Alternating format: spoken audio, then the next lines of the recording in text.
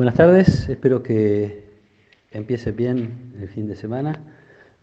Nos vamos a acercar a la palabra de Dios para hacer nuestra oración. Hoy seguimos leyendo el capítulo 12 del Evangelio según San Marcos. Jesús se puso a enseñar en el templo y preguntaba: ¿cómo pueden decir los escribas que el Mesías es hijo de David? El mismo David ha dicho, movido por el Espíritu Santo: dijo el Señor a mi Señor, siéntate a mi derecha hasta que ponga a tus enemigos debajo de tus pies. Si el mismo David lo llama Señor, ¿cómo puede ser hijo suyo? La multitud escuchaba a Jesús con agrado. Palabra del Señor. Después de las preguntas que le vienen haciendo a Jesús distintas personas o distintos grupos de personas, la mayoría o casi todos con intención de discutir con él, de generar alguna polémica o de ponerlo a prueba, ahora Jesús es el que hace la pregunta. El Evangelio dice que la multitud escuchaba a Jesús con agrado. Es probable que no pasara lo mismo con las autoridades, estas que lo vienen, entre comillas, persiguiendo. Porque la pregunta parece dirigida a ellos, a ver si los sabios, entre comillas, de Israel están en condiciones de explicar esto, ¿no? El descendiente de David, el hijo de David, así lo llamaban, que iba a poseer el reino y un reino eterno, según una promesa que Dios le hace a David a través del profeta Natán.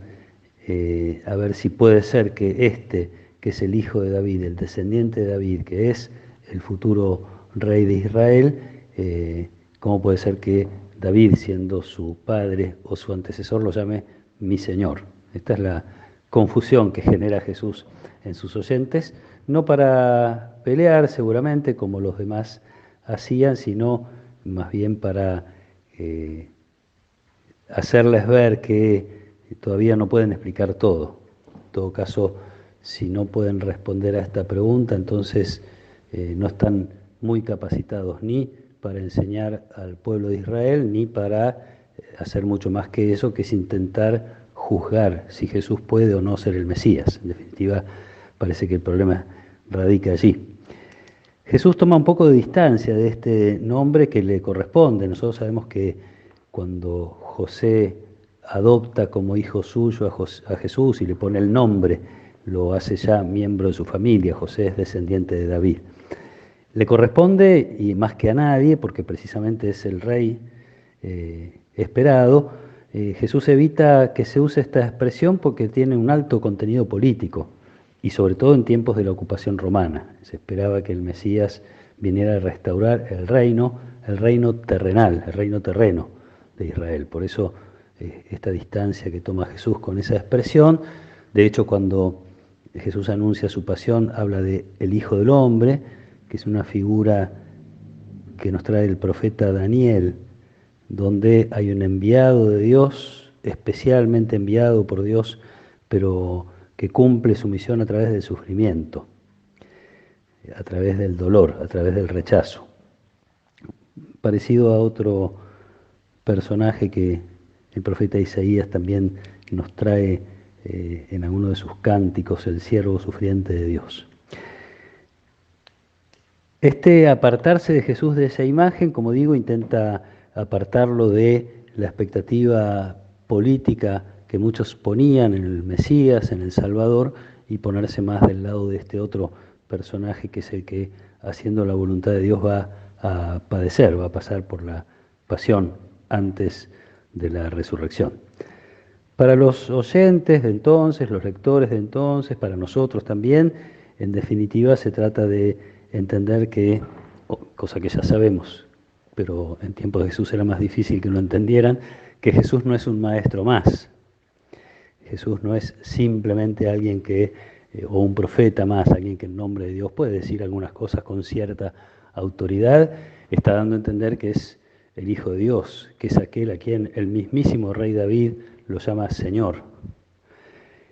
Y reconocer este señorío de Jesús tiene consecuencias, especialmente digo hoy para nosotros, ¿no? Reconocer que Jesús es más que un maestro, es más que un gran hombre en la historia de la humanidad, como muchos han querido verlo y reconocerlo, es Señor, es Dios, es el que viene a instaurar el reino de Dios en mi vida, en la vida de quienes me rodean, en la vida de mi comunidad y a través de cada uno de nosotros en la vida de la sociedad y del mundo.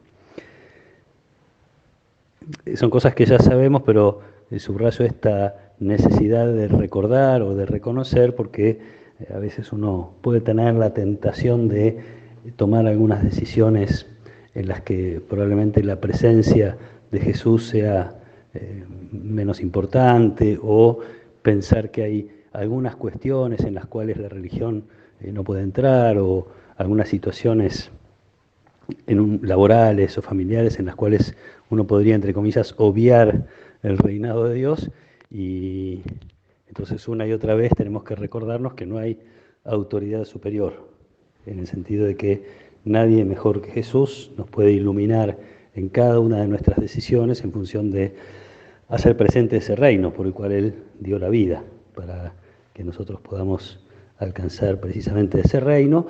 Y por otro lado también decirnos una y otra vez, sobre todo en los momentos difíciles, que Jesús reina también a través de las dificultades. Jesús reina también a través del sufrimiento. No está ausente Dios porque me toque padecer o sufrir determinadas cosas a mí o a los demás, sino que misteriosamente, de una manera que nos cuesta entender, porque supera nuestras capacidades humanas, el sufrimiento es un camino de salvación. Y creo que no se puede decir mucho más porque, insisto, es el misterio, es a través del sufrimiento que Dios quiso salvar al mundo. Es a través del sufrimiento de los miembros del cuerpo de Cristo, que somos cada uno de nosotros, que Dios sigue salvando al mundo. Por eso es tan importante ofrecerle nuestros momentos de dolor y tener siempre la mirada en alto, sabiendo que esto tiene un sentido, que Dios sabe cómo está haciendo las cosas, que Dios sabe cómo a través de nuestro sufrimiento puede llegar el bien. Digo, nuestro sufrimiento, el sufrimiento de otras personas que conocemos, que amamos o que desconocemos. El misterio del mal y el misterio de un Dios que del mal puede sacar bien. Ojalá que el Espíritu Santo nos ayude a comprender, porque esto ya no se trata de grandes elucubraciones intelectuales, sino de la inspiración del Espíritu que nos permite mirar las cosas como las mira Dios. Que el Señor los acompañe en esta tarde, que tengan un lindo fin de semana y que Él nos proteja y nos bendiga. En el nombre del Padre, y del Hijo, y del Espíritu Santo. Amén.